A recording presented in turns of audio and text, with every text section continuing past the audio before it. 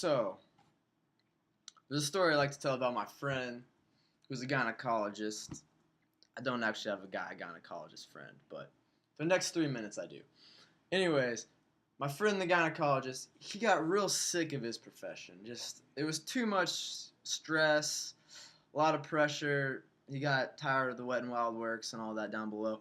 He decided he was gonna, go a little more lenient, enjoyable route for the later years of his life. And he'd always enjoyed mechanical stuff in college, so he figured, hey, I'm gonna go back and be an engine tech. He knew, today's workforce, kids are smart. He'd have to go back to school for it.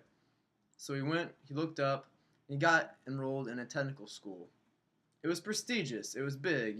He was proud, but there was a lot of pressure on him. And this guy, he works hard. He's already been a doctor. He's not a slacker, but neither are the other kids. So he aces all of the class, comes down to the final exam, and this is really the pass or fail. All he has to do, though, is disassemble an engine and put it back together. Strip the whole thing clean perfectly, though, in order to get the perfect grade, be the top student.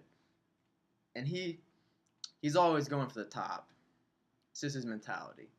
So he turns in his final. He stripped the engine, disassembled it, put it back together, turns it in, and he's waiting anxiously for the instructors to tell him how he did.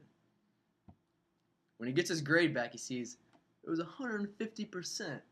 He's like, how did I get 50% over perfect? So he goes up to the instructor and he asks, how's this possible?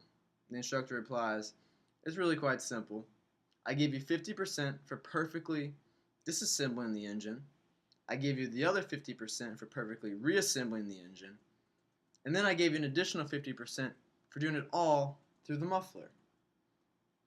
I found this joke at ComedyCentral.com.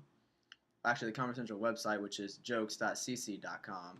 It was under the technology tab. It's a good laugh. Hopefully all of you know what a gynecologist is, or you're probably left in the dark. And I apologize for that.